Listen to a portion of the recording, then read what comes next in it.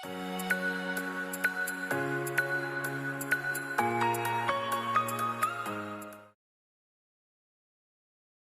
eu vou pedir para vocês contarem um pouquinho, rapidinho, da vida de vocês, desde o momento que vocês nasceram até hoje. Não, estou brincando.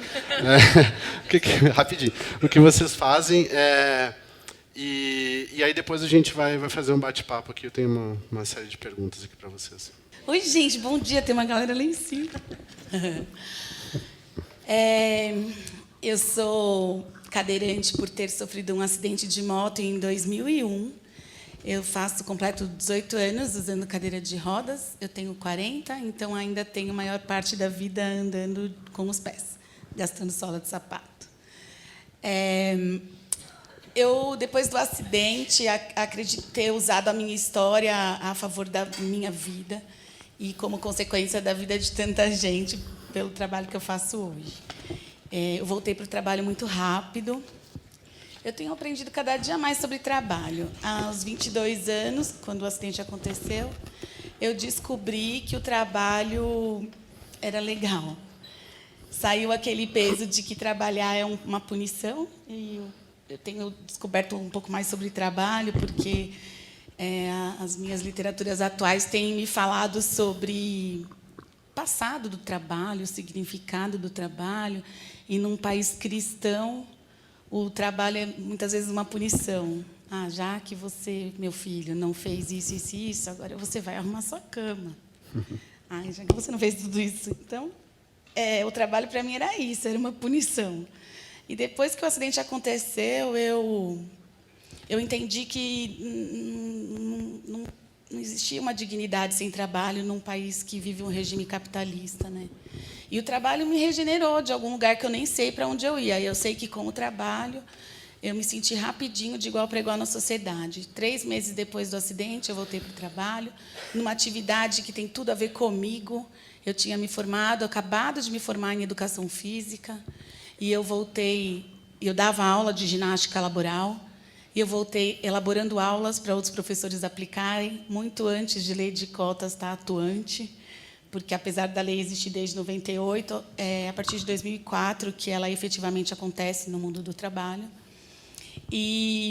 Eu só voltei para o trabalho porque a minha gestora acreditou em mim. Eu mesma achava que eu ia ficar afastada, recebendo o benefício do governo, e me senti inválida. E a minha gestora disse: você é a mesma pessoa, você tem perfil, experiência, competência, vamos trabalhar.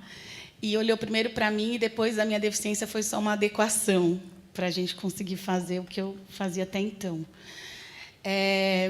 E aí, gente, porque eu estava no mercado de trabalho, em 2004, as empresas, precisando contratar pessoas com deficiência, me faziam propostas para trabalhar para vagas nada a ver comigo. Aí opa, você esqueceu que eu não posso ser secretária? Não sirvo para ficar todo dia no mesmo lugar, eu não tenho perfil tão organizado assim para ser uma secretária. Por que vocês querem me contratar? Porque existe a lei. Aí a lei não fazia nenhum sentido para mim.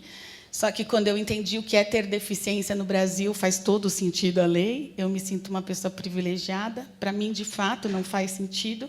Eu não trabalho porque existe lei. Eu não comecei a trabalhar porque existia a lei. Mas muitos brasileiros com deficiência, se não fosse a lei, estariam presos e segregados dentro de casa, como estavam até então. E foi assim que eu comecei a trabalhar com inclusão. Hoje eu tenho, como o Rodrigo disse na apresentação, desde 2008 eu tenho uma consultoria que chama Talento Incluir, e a gente faz a ponte entre o mercado de trabalho e profissionais com deficiência. A gente prepara as empresas para a inclusão acontecer, principalmente com produtividade, que é o que a gente faz quando a gente contrata alguém, a gente quer que a pessoa produza, e com naturalidade, né? Pode parecer absurdo, talvez para a gente que levantou de manhã para vir num evento como esse, mas é muito comum eu passar por situações até constrangedoras, que a gente olha para o lado, olha para o outro, para ver se, de fato, é real. Pois é, eu estava na Avenida Paulista certa vez. Depois conta essa para nós, Carol. Tá bom. Depois a gente vai falar dos desafios e problemas, preconceitos, etc. É isso, gente. Obrigado. Patrícia. Bom dia, gente. Rô, acho que eles não comeram lá direito, né? Bom dia, gente. Vocês estão acordados. É assim que faz um programa da Fátima, não é? Bom dia! Não, é mais animado, eu acho. Didi, essa hora, inclusive, né? Já deve estar no ar agora. Primeiro, assim, eu tenho que dizer que estar aqui, depois de ouvir tanto sobre sonho, estava mexendo com a gente ali, né, Carol?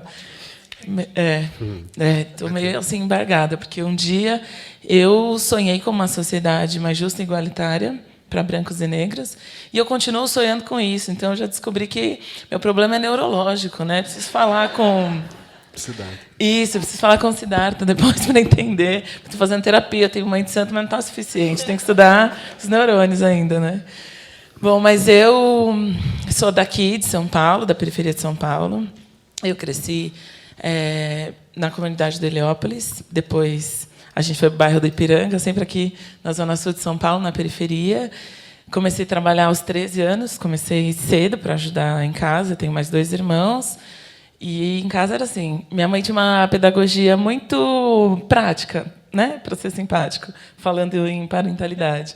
Minha mãe falava assim para mim: você tem que trabalhar para não engravidar e o seu irmão tem que trabalhar para não traficar drogas. Aí a gente, tá bom, vamos trabalhar. Então eu comecei com 13 e ele aos 11.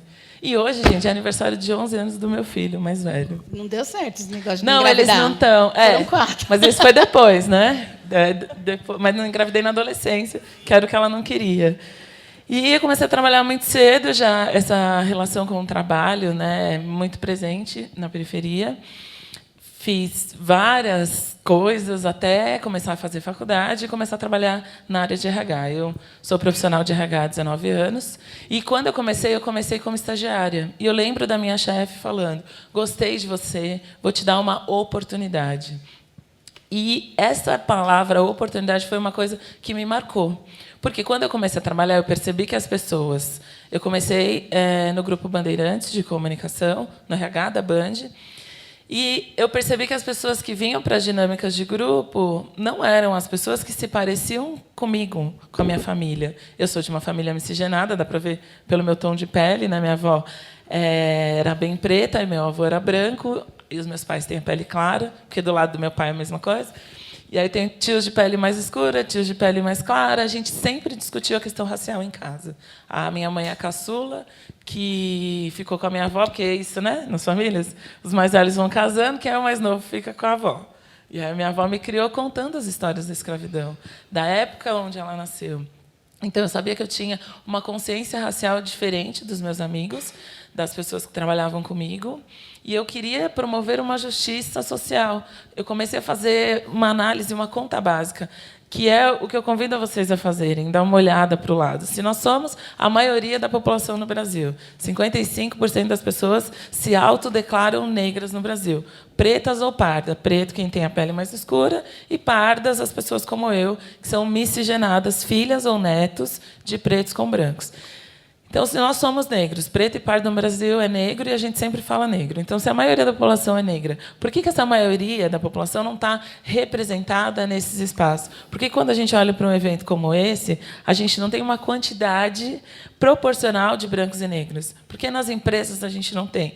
Então, essa minha inquietude me fez criar a Empregue Afro, inicialmente como um projeto social, para falar para jovens negros de como montar o currículo e como se comportar na entrevista.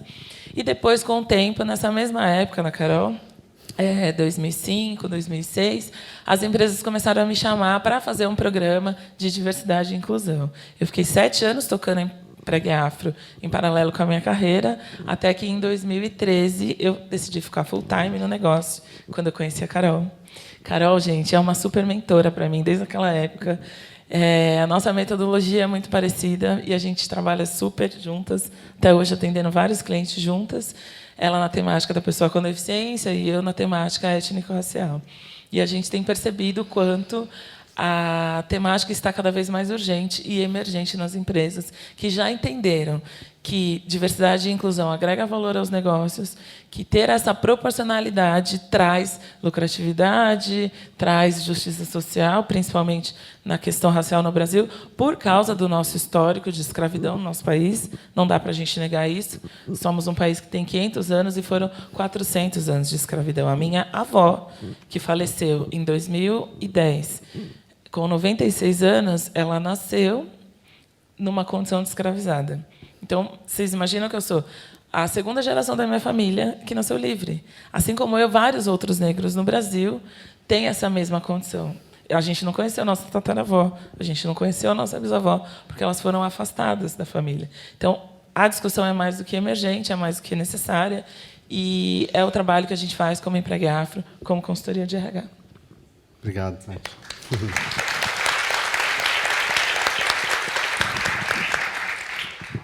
Gente, tudo bom? Antes de qualquer coisa, eu preciso agradecer o privilégio de estar aqui. Eu tinha uma medida completamente outra do que é ter sucesso na vida. Trabalhei por quase 20 anos dentro de empresas, e hoje, para mim, ter sucesso na vida é conseguir um convite desse, é conseguir falar minha verdade nos lugares que eu acredito que vão ouvir. Então, isso, para mim, é sucesso. Meu nome é Thaís Basile. Como eu falei para vocês, eu trabalhei por 20 anos com pesquisa comportamental. Não sei se vocês já participaram. Sabe aqueles lugares que você ganha um dinheirinho para ir lá e falar atrás do espelho? Falar dos seus gostos, das suas opiniões, o que você consome, o que você não consome. Eu era a pessoa que ficava atrás do espelho, analisando vocês, né? Falando, eu chamava de consumidor. Vocês eram consumidor, porque eu trabalhava, gente, ajudando as empresas a conhecerem as pessoas, os gostos, as opiniões, as tendências, para poder vender mais produto, né? Então, eu amava meu trabalho, a parte da psicologia, a parte do comportamento, mas, na verdade, eu não sentia que tinha um significado real, porque eu não ajudava as pessoas a se conhecerem. Eu as conhecia, eu achava que eu as conhecia. Olha que prepotência, né? Quando eu virei mãe, isso começou a virar de ponta cabeça na minha vida. Porque aí eu percebi que toda aquela coisa que eu me achava, sabe? Eu me achava demais. Falava, caramba, eu conheço os gostos, as opiniões das pessoas, as tendências. Só que aí eu vi que eu não sabia nada. Sabe aquela coisa que a gente só é uma mãe perfeita quando a gente não tem filhos? Quem aí conhece essa frase, né? Então é isso, eu achava que eu sabia tudo de tudo. E aí a maternidade me veio como um soco na cara, dizendo, olha só, você não sabe muita coisa não, e você não sabe sobre você mesma, né? Não é só sobre os outros. E aí eu comecei a estudar, e aí eu comecei a entrar de cabeça nesse mundo, que a gente vai falar um pouquinho daqui a pouco, com mais profundidade, que é um mundo onde não há recompensa, onde não há punição, onde a educação é menos vertical e mais horizontal. Então, gente, é como falar alemão. Assim, não sei se tem alguém que fala alemão aqui, mas é muito complicado, porque a gente foi criado numa história, dentro de um sistema onde tudo é recompensa e punição. Nada vem de dentro da gente, nada é autorregulação, nada é mais o que eu quero. Vocês podem estar aí pensando nessa questão agora, né? E podem ter amigos com 30, 40, 50 anos que estão começando a descobrir o que querem hoje. Com 30, com 40, com 50, especialmente se formos mulheres, especialmente se somos negras, especialmente se somos deficientes. Porque a gente precisa atender mais ainda a demanda dos outros. O que esperam de mim? O que é possível no mundo para mim? Menos ainda o que eu quero, o que eu preciso. Porque a gente não está ajustado ao mundo ainda, o mundo não está ajustado a nós, né? Então, como a gente cria essa autorregulação nas crianças no mundo onde tudo é punição e tudo é recompensa? Então, eu comecei a trabalhar com isso. De forma muito orgânica, eu comecei a postar as coisas que aconteciam na minha casa. A minha página cresceu, eu tenho quase 200 mil pessoas no Instagram hoje, de maneira completamente orgânica. As pessoas começaram a me pedir consultoria, palestra, workshop. Eu estou há 2 anos nessa vida, e a coisa que eu mais amo fazer é falar disso.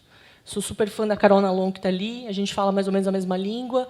É comunicação não violenta, é estudo do porquê que a gente age como age, do porquê que as pessoas agem como agem, e do porquê que o mundo está como ele está hoje. Com altas taxas de depressão, com altas taxas de ansiedade, por que a gente tem medo, por que a gente não quer ficar vulnerável, né? Então é isso que eu faço, gente. Prazerzaço estar aqui. Obrigado, Thaís. Bom, vocês três estão lutando contra questões muito arraigadas que estão há muito tempo aí. Outro dia eu vi um estudo que falava que se a gente continuar nessa taxa de inclusão, daqui a 150 anos a gente vai ter um equilíbrio, né, entre negros e brancos e outras raças no mercado de trabalho. Eu estou há 20 anos lidando com esse tema de sustentabilidade, etc. Às vezes eu me sinto cansado de ver que a gente não avança. Vocês não sentem assim? O que vocês fazem com esse sentimento? Me sinto o tempo inteiro. Principalmente quando eu comecei a empregar Afro, a gente não tinha, em 2005, estatísticas. Não, no ano 2000, quando eu comecei a trabalhar com RH, que eu queria estudar essas diferenças entre brancos e negros. A gente não tinha estatística, não tinha literatura no Brasil. Aí o Instituto Ethos lançou a primeira pesquisa sobre gênero e raça em 2005, nas 500 maiores empresas do país. E aí eles provaram que existiam 4,1 mais ou menos de executivos negros. Eu falei, sabia, porque eu andava e eu não via esses executivos negros. E aí, em 2015, eles lançaram a segunda pesquisa sobre gênero e raça no mercado de trabalho. Falei, 10 anos depois, né, estava louca para ver o resultado da pesquisa. Foi para 4,6. A gente não passou dos 5%. Na base, tem mais aprendizes negros. Agora, na primeira pesquisa, eram menos de 10%, agora tem 57%. As empresas têm uma consciência da inclusão social, mas não têm uma consciência da inclusão racial, do porquê é que a gente tem que fazer recorte para negros, por causa desse racismo estrutural. E, quando eu vejo que a gente avançou muito pouco, dá um desânimo, dá uma tristeza, a minha angústia aumenta mais. E aí eu tento transformar numa inquietude para aumentar a minha fala, amplificar a voz para chegar em mais lugares, assim, para que mais pessoas comecem a pensar sobre isso. Eu fiz um TED, você falou do TED, né? Em 2016, e o título é O Incômodo do Invisível. Por que é que a gente não se incomoda com aquilo que a gente não vê? Então, as pessoas nem veem pessoas com deficiência, não se incomodam, não veem ninguém da comunidade negra, não se incomodam, não veem representantes da comunidade LGBT, e ninguém se incomoda. Cada um vive na sua bolha. Então, eu falei, não, tem que incomodar, tem que fazer algo positivo disso. Tô com a Paty, assim, cansa. A gente, às vezes, vive uns conflitos, assim. Cara, encontrei uma amiga que foi minha cliente lá em 2006.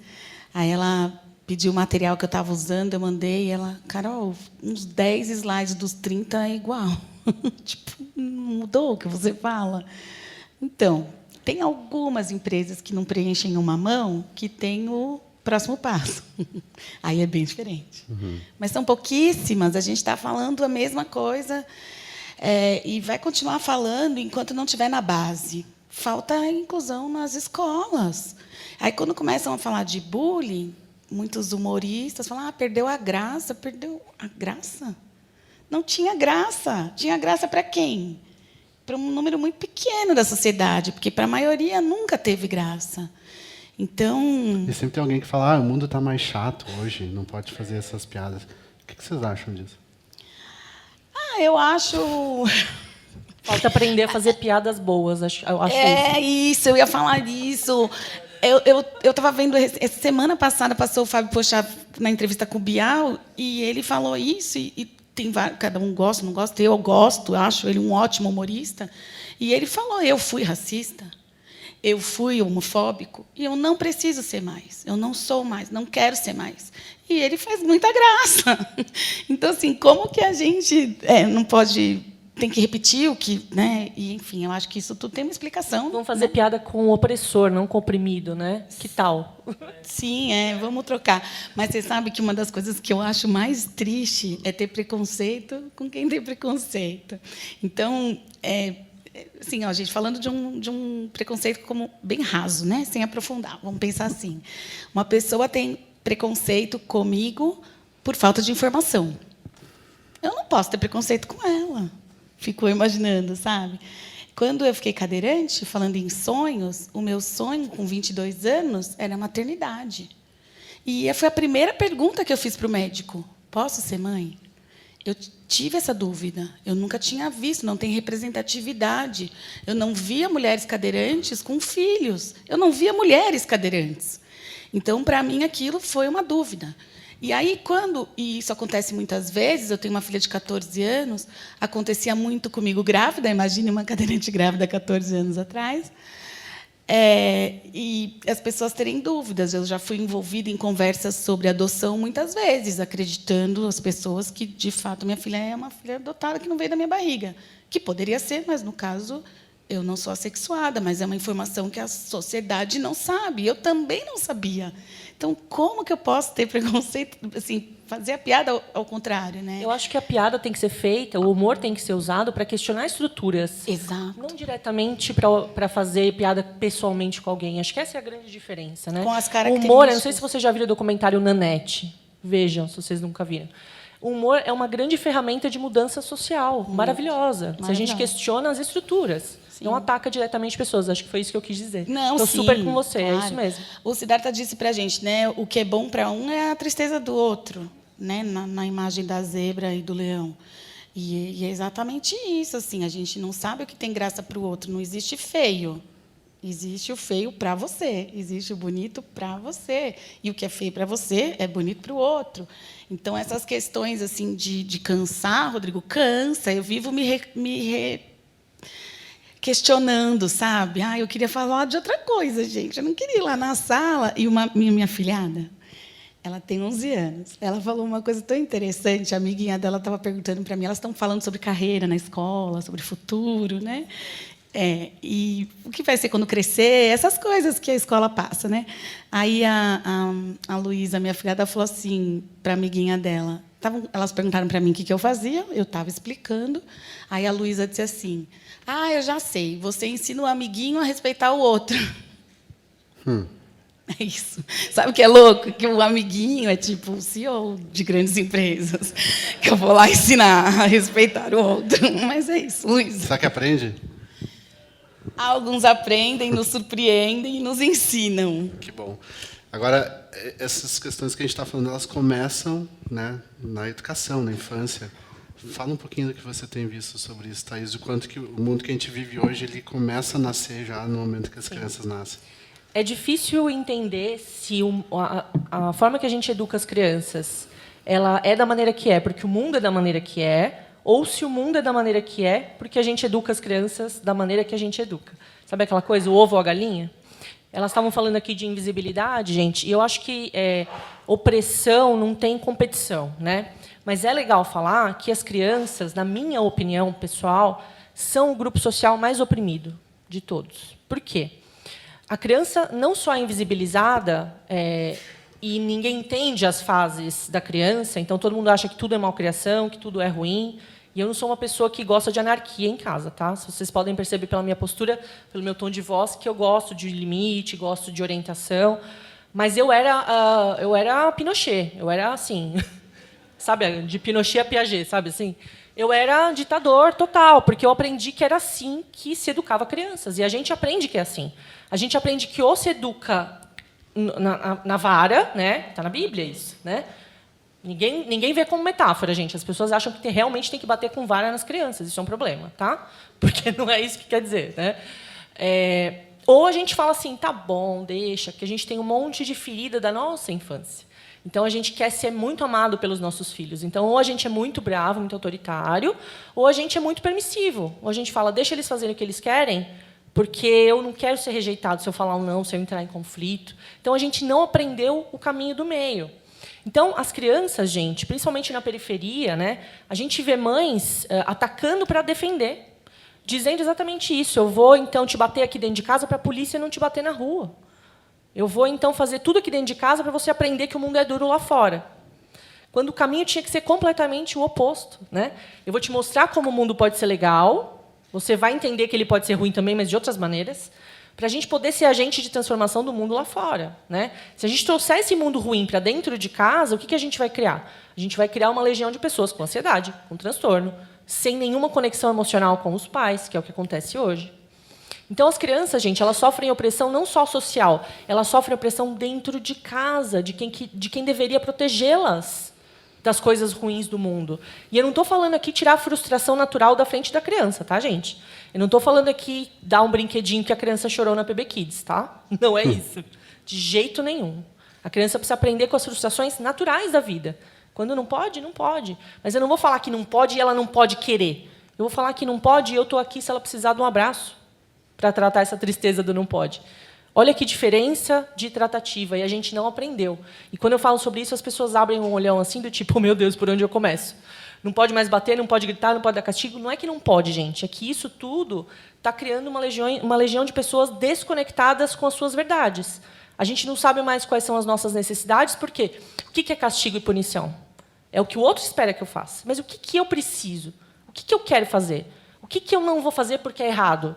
E não porque eu vou ser punido? Vocês percebem a diferença? O que é um mau comportamento? Né? Então, eu falo que as crianças são o grupo mais oprimido porque a opressão vem de dentro de casa. E a gente fica muito desconectado emocionalmente dos pais. E quando a gente se desconecta emocionalmente da gente e dos pais, a gente se desconecta emocionalmente do mundo, do outro. E a gente cria micromundos, que é o que a gente está vendo hoje. Micromundos. Né? As pessoas não sabem mais interagir. E aí, se a gente leva isso para o ambiente de trabalho, muitas vezes as pessoas não querem falar alguma coisa para o chefe, porque não é permitido falhar, porque tem medo. Porque o chefe é autoritário, porque Total. ela tem medo. E eu lembrei de uma vez, um lugar que eu trabalhava, tinha um sistema de avaliação, não vou falar o nome, senão eu vou dizer qual lugar. E uma chefe minha falou assim, meu filho nasceu, eu já vou preencher esse negócio de avaliação agora, porque eu quero que ele seja CEO antes dos 40 anos. Eu falei, meu Deus, coitada dessa criança. Sem pressão. Acabou a vida dela já quando nasceu. Né? Paty, queria que você falasse um pouquinho sobre o racismo mentiroso, que é uma coisa que a gente conversou na nossa conversa de preparação. O que é isso? Então, a gente estava analisando uma pesquisa que o IBGE fez nas ruas, perguntando para as pessoas se existe racismo no Brasil. E 99% das pessoas disseram que sim, existe racismo no Brasil. E ele perguntou de novo para a mesma pessoa que respondeu a pesquisa: e você é racista? E aí a maioria também respondeu que não. Então tem alguma coisa que, né? Há um mentiroso entre nós, não sou eu, quem que é, né? Porque se há o racismo e eu não sou racista, é um tipo de racismo mentiroso, porque a gente não assume que pratica o racismo, que reproduz o racismo o tempo todo, né? E que isso é demonstrado nas estatísticas, nas empresas. A gente reconhece na estrutura, na sociedade. Não, realmente, quando a gente olha aqui para o lado, não vê uma maioria de negros ou uma quantidade equivalente, realmente não chega, tem algum problema. Pode ser que seja o racismo. Mas quem é que não permite que essas pessoas cheguem? É muito comum eu estar nas empresas e as pessoas falarem assim: eu trabalho aqui há 15, 18 anos, eu nunca entrevistei um profissional negro. E eu que trabalho há 19 anos com RH, falo: você acha comum isso? Está tudo bem? Né? Não, nunca entrevistei. Trabalhei com uma vez, estudei com não sei aonde. Mas eles não vêm. Eles que não chegam, né? Eles que não querem. Aliás, a gente tem uma história muito boa, né, Carol? A gente, num comitê de diversidade, estava eu, a Carol, e acho que o Renato Bugarelli estava nessa reunião também, que também é um consultor de diversidade, e hoje ele fala mais até das questões LGBTs, né? E a gestora chegou para a gente no comitê de diversidade e falou assim: eu não aguento mais a minha trainee. Além de negra, ela é gorda, ela não produz, ela não entrega, não sei o que lá.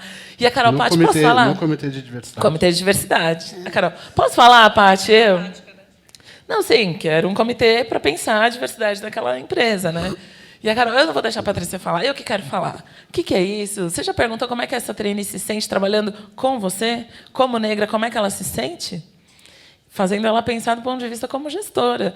Acha mesmo que ela está dando as orientações adequadas para ela conseguir ter uma entrega? Você acha que ela se sente pertencente àquele lugar? Não, já espera menos, já duvida da competência, da capacidade de entrega, dos resultados. E o tratamento é diferenciado. A gente vive em bolhas. E isso é algo que me fere e é algo que a gente ainda vê muito em muitas empresas. A gente também está falando a mesma coisa há 14 anos que a Empregar existe, sabe? Sim. Carol, fala sobre o preconceito capacitivo agora, por favor. Que é outro nome. Tem um tipo de comportamento preconceituoso que a Paty falando agora me lembrou, né? Que as pessoas que trabalham com diversidade, elas em algum momento percebem que precisam se conectar com a diversidade e não percebem que a diversidade também é ela, né? Sempre é o outro, né? O diverso. Aí elas começam a buscar amiguinhos de estimação, tipo, me convidam, nunca vi a pessoa na vida, fiz uma palestra na empresa dela e me convida para ir no chá de bebê da irmã dela. Tipo, ela só quer mostrar que tem uma amiguinha cadeirante, né? E ela não tem preconceito, né? Porque Exato, e isso não é preconceito, né? Bom, o Rodrigo me pediu para falar sobre capacitismo, e o capacitismo é um comportamento opressor à pessoa com deficiência. Então, para entender de uma forma bem prática, o racismo está para o negro como o capacitismo está para a pessoa com deficiência. E esse comportamento opressor surge pela dúvida da nossa capacidade, a capacidade da pessoa com deficiência. E tem tudo a ver também com o que a Thaís estava falando para a gente. A gente aprendeu a educar os filhos e a gente aprendeu o quê sobre pessoas com deficiência? Quando você era criança e você viu uma pessoa com deficiência passar, aí você provavelmente questionou e o papai disse assim: é uma pessoa como todas as outras que tem uma limitação física, sensorial, intelectual. Não foi isso, né? Provavelmente ele falou assim: não olha, não pergunta, não fala. E aí também tem tudo nesse... Quando eu ia subir aqui com a Paty, eu perguntei: Paty, o que eu vim fazer? Que conexão o nosso assunto tem com isso? De tão anestesiada que eu estava com tudo que eu aprendi até a hora que eu subi. Tá?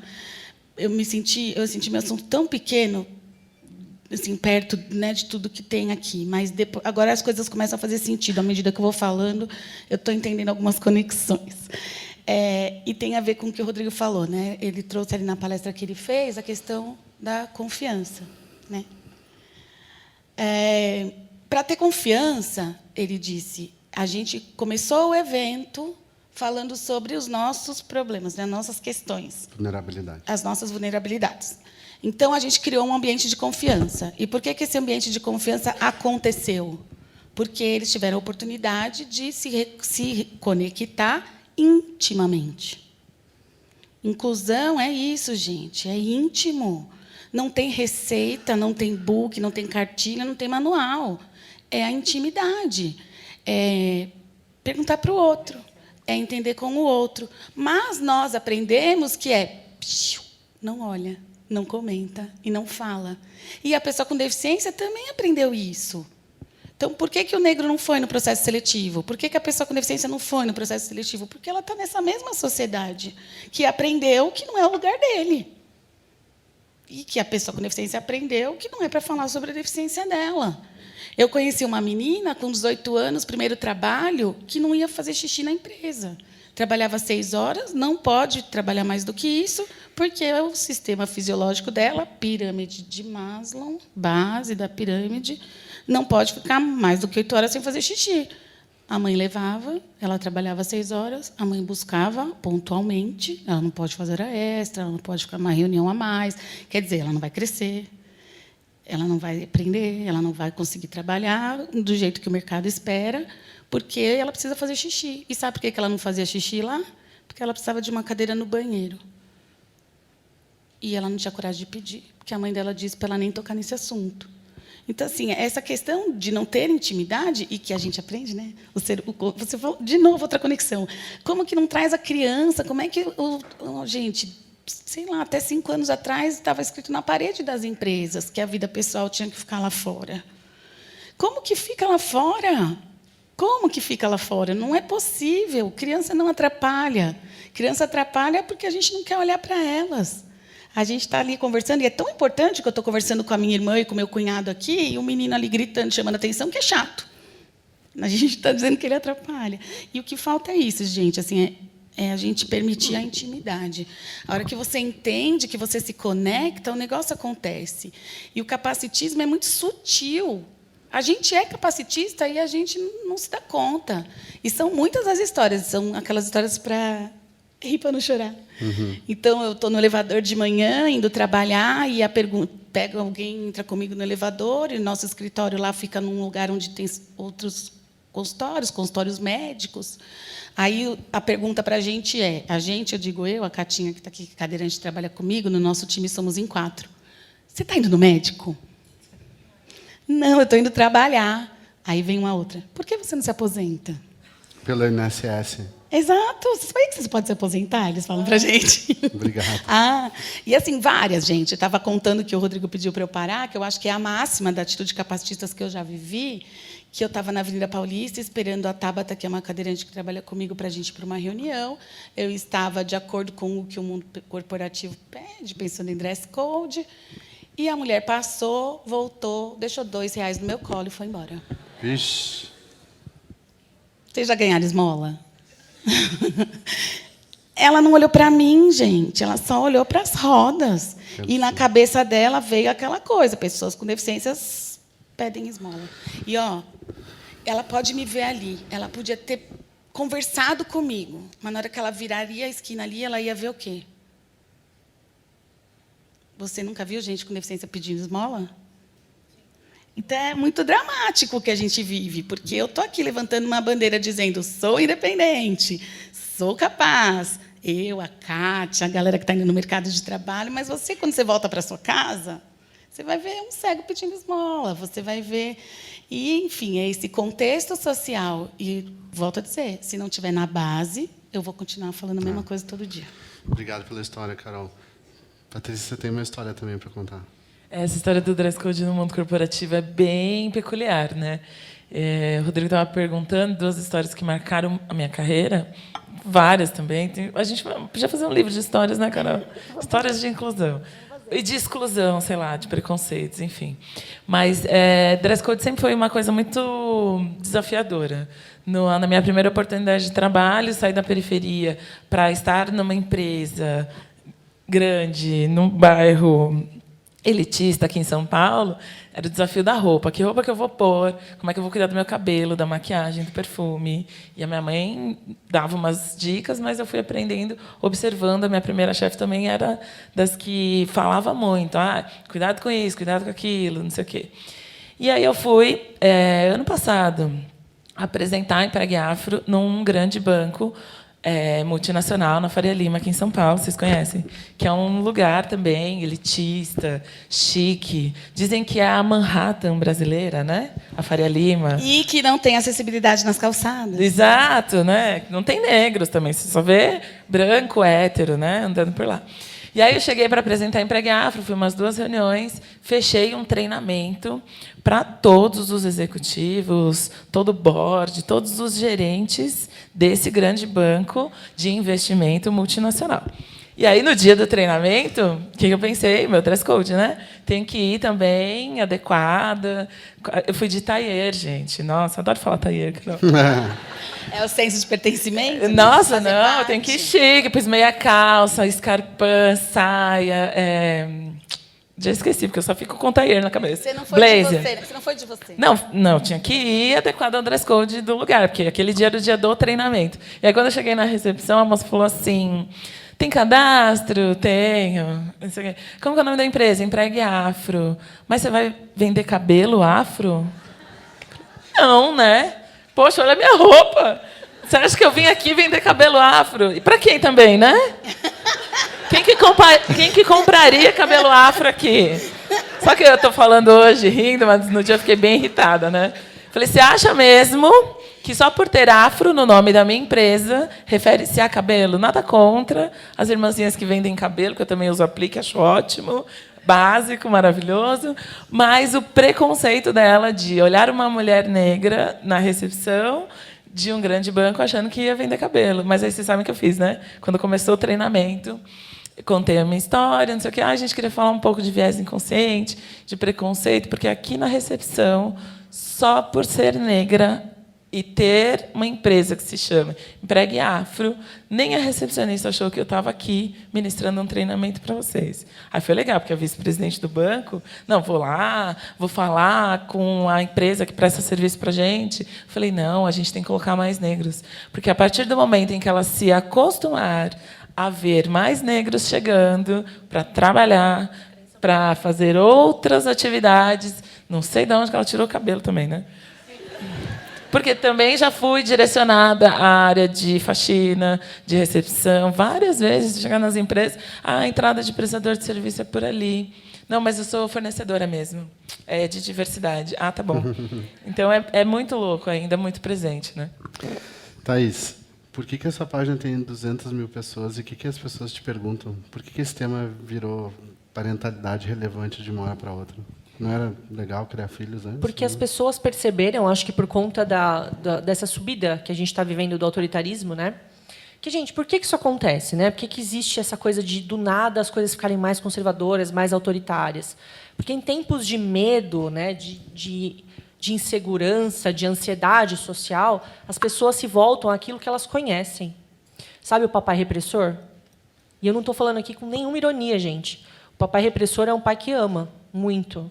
É um pai, muitas vezes, que não teve carinho, que está cheio de feridas, mas é o papai repressor. E a gente se volta para isso. É o quentinho do coração. Sabe aquele quentinho do coração que faz mal? E a gente, mesmo assim, fica revivendo ele. Eu não sei se vocês sabem, mas tudo que a gente vive na nossa infância, a nossa mente, enquanto adulta, a nossa mente racional, se pega escaneando o ambiente em busca das mesmas emoções, das mesmas sensações, das mesmas crenças. O preconceito, muitas vezes, é uma crença, né? Criança é chata, isso é uma crença, é um preconceito, é uma crença. A gente se pega escaneando o ambiente para achar as mesmas sensações, para a nossa mente confirmar aquilo que a gente já acredita. Não tem? Vocês não conhecem alguém que fala assim, ai, eu só me meto com gente ruim, errada. Eu só conheço homem casado, eu só me envolvo com homem casado, dedo podre. Por quê? Porque na tua infância, de alguma maneira, você foi levado a entender que você merece isso aí. E você vai escanear o ambiente, a hora que... É super inconsciente esse processo. A hora que você vê uma situação que cabe ali com a emoção que você mais sentia na infância, você já está preso ali, você nem percebeu. E aquilo nem te faz bem. Então, as pessoas estão percebendo que, com esse aumento do autoritarismo, com esse aumento das crenças que não nos fazem bem, com esse aumento do preconceito, a gente precisa entender o que está acontecendo, precisa ir para o outro lado. Então, o que a gente quer? O que a gente precisa? O que nos une enquanto humanos? É isso que a gente quer para as crianças? E muitas mães e muitos pais me procuram e falam assim, Thaís, eu castigo, eu bato, eu faço tudo que está na coisa das treinadoras de comportamento aí, mas não adianta. As crianças estão vindo diferente. As crianças estão podendo mostrar quem elas são. As crianças estão vindo falando as verdades delas. Não existe mais, dentro de casa, gente, o pai mandar na mãe, apesar da gente ainda se encontrar, infelizmente, num sistema patriarcal. Mas as mulheres estão indo contra isso. Então, não existe mais aquela coisa de se papai manda em mamãe, papai e mamãe mandam em mim. Já viu aquela coisa da criança que não obedece mais e não tem que obedecer? Não tem mais isso, não tem que ter mais isso. A criança tem que obedecer, não tem que obedecer, tem que colaborar, porque ela acha que aquilo é certo. E a gente tem que entender se uma criança de 2 ou 3 anos consegue colaborar da maneira que a gente quer, ou se a gente está só reprimindo ela, só punindo ela. Então, as pessoas estão percebendo que não está dando certo, que as crianças estão ansiosas, que as crianças estão doentes, que a conexão delas, a longo prazo, vai ficar prejudicada. Porque, gente, agora o almocinho de domingo na vovó, que era obrigatório, não é mais obrigatório, porque as crianças estão fazendo o que elas querem. Isso é ruim? Eu pergunto para vocês. Não, isso é ótimo. Porque as coisas estão vindo com mais verdade. Você precisa ficar na casa da vovó porque você quer. Não porque ela mandou, não porque o teu pai vai ficar triste se você não ficar. Porque é gostoso ficar lá, porque todo mundo se respeita. Não tem que ser assim, gente. Claro que a gente é grato, claro que a gente quer levar o amor deles para frente, né? O carinho todo que a gente foi criado. Mas não é assim que tem que ser as relações? A gente está porque a gente quer, a gente pertence àquilo ali. O que é família? Né? Então, as pessoas estão se questionando isso. Por isso que cresceu tanto. Que bom. E é um assunto muito novo. E crianças mais colaborativas quer dizer um ambiente de trabalho mais colaborativo depois. Nosso tempo é curto, o papo está ótimo. Vou fazer uma pergunta rápida para a gente encerrar. O que é regenerar o ambiente de trabalho para vocês? Rápida resposta. Ai. Eu fui uma das primeiras pessoas a chegar hoje no evento. Eu vi que tinha etiquetinha, e até escondi. Não sei se eu mostro ou não mostro, eu tenho vergonha de falar o que é regenerar. Eu estou pensando nisso desde que eu cheguei, porque eu pus um balãozinho de pensamento. Ai, regenerar. Me ajudem, meninas. Então, vocês já sabem? Responda. Não, eu deixei em branco. Mas, para mim, a inclusão é reaprender, sabe? Todos os dias, eu que trabalho com RH, a gente vê empresas que chamam de capital humano, vê empresas que chamam de gestão de pessoas, de gente. Estão tentando se regenerar, estão tentando entender que, de fato, recrutamento e seleção mais assertivo torna o ambiente mais produtivo, enxergando o valor das pessoas. E, graças a Deus, aos deuses, orixá, sei lá, quem vocês acreditem, estão enxergando o valor da diversidade, das pessoas desses grupos que foram historicamente excluídos. E isso está regenerando o ambiente corporativo. Obrigado. Tenho visto essas mudanças. Que bom. Bom, eu acho que a mudança de qualquer instituição passa pela mudança do ser humano, né? Isso começa com a maneira que a gente cria as crianças em casa. Para o que elas vão querer ser no futuro, como elas vão ser as líderes ou não, né? Como elas vão querer ser autônomas dentro de empresas ou não, autônomas fora de empresas. Eu acho que qualquer instituição começa dentro da casa, a parentalidade, né? Onde a gente começa a ter essas crenças errôneas, que deficiente não é para você conversar, não é uma pessoa normal, entre aspas, o que é normal, né? Não é que negro tem menos capacidade, que é um absurdo, são crenças que foram passadas. Se a gente não muda a maneira de parentar as crianças, a gente não muda as crenças e a gente não muda o mundo e não muda as empresas. Legal, obrigado, Eu já sei. Tá, tá, tá, tá. Acredito que é inovar. Eu vou dizer para vocês até um depoimento pessoal. Eu peço tanto para as diferenças serem aceitas, e hoje o que eu mais ouço é: você tem que ser assim, você tem que fazer assim, porque sempre foi assim, e sempre deu certo assim, e eu não consigo. Eu não consigo aceitar isso, que eu faço isso, que eu tenho com a roupa que o banco aceita, eu faço isso também. Eu não posso ir de mim? Que tal eu ir de mim? Que tal eu poder falar do jeito... Que tal eu ser do jeito que eu sou? Ah, não, mas você não pode, porque agora você é dona da empresa, você não pode falar assim com as pessoas. Mas, gente, esse é meu jeito. Será que as pessoas não podem me entender? Não podem acreditar que lá no fundo do coração tem muito amor. Tem muito amor. Esse é o jeito, que foi aquela hora, que talvez não era a hora, e pronto. Eu acho que é isso, inovação. Vamos inovar, mas aí é de verdade, aceitar a diferença, né? Inovar fazendo igual não vai inovar. Mulheres incríveis, muito obrigado. Uma salva de palmas para elas, gente. Incrível.